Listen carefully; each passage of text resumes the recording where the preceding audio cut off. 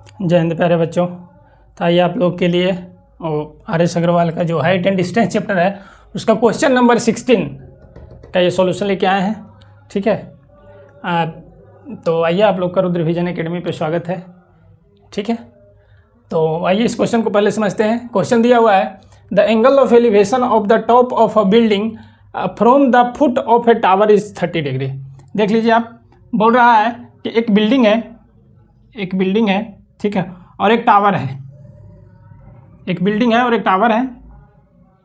चलिए बिल्डिंग को थोड़ा छोटा लेते हैं। बोल रहा the angle of elevation of the top of A building from the foot of A tower is 30 degree. ठीक है, ए बी बिल्डिंग है। Angle of elevation of the top of a building from the foot of the tower. ठीक है, foot of the tower से ये जो elevation है 30 degree है, एंगल ऑफ एलिवेशन।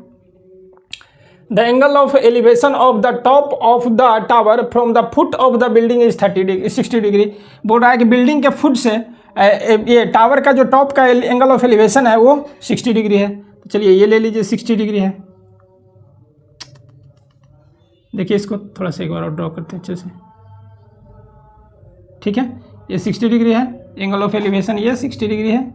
ठीक है, अब आगे दिया हुआ है from the foot of the tower is 60 metre high. The tower जो है वो 60 मीटर है। टावर मान लेते हैं CD, टावर मान लेते हैं CD। इसका हाइट दिया हुआ है कितना, 60 मीटर। ये 60 मीटर है ना।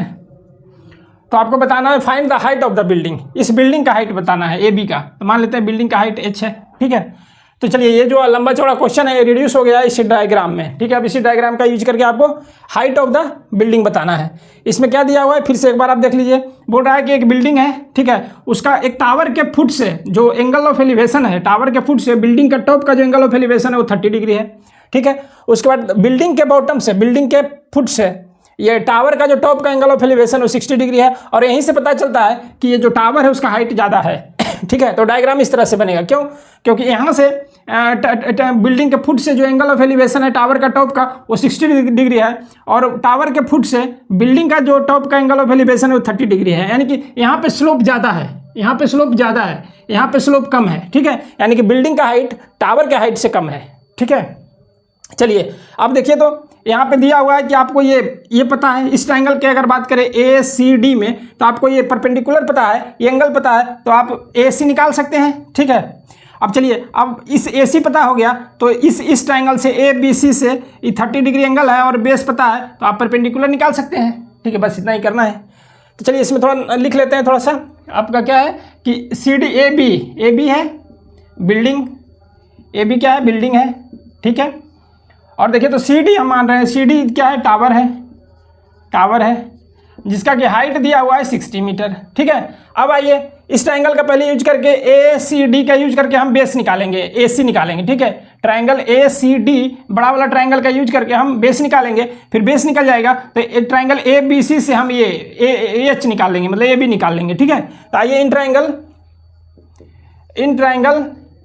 ACD, ठीक है, ACD, ठीक है, देख लीजिए तो tan 60 जो हो जाएगा, ट्रायंगल ACD में tan 60 डिग्री हो जाएगा। ये परपेंडिकुलर CD अपॉन ये बेस हो जाएगा AC। ठीक है, अब आइए tan 60 का वैल्यू जानते हैं, √3 होता है।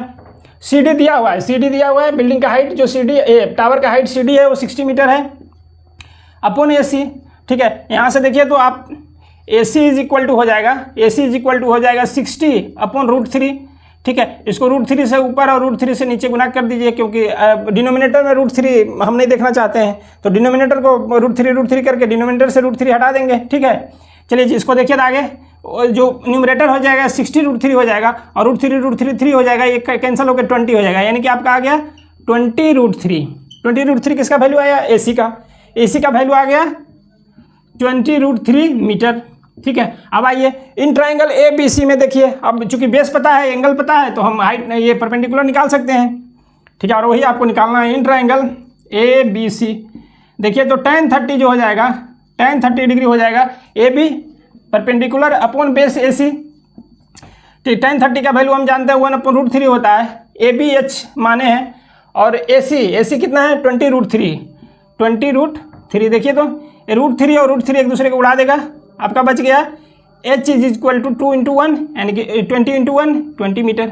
ठीक है, और यही आपका आंसर होगा। ये जो हो जाएगा, ये हाइट ऑफ द बिल्डिंग जो हो जाएगा वो हो जाएगा 20 मीटर। और इसी तरह से आपको बनाना है, ठीक है, एकदम सिंपल मेथड है, ठीक है, और आसानी से आप समझ सकते हैं इसको। चलिए, तो ये क्वेश्चन को आप एक बार और देखिए, समझिए इस क्वेश्चन को, ठीक है। चलिए नेक्स्ट क्वेश्चन लेके आते हैं।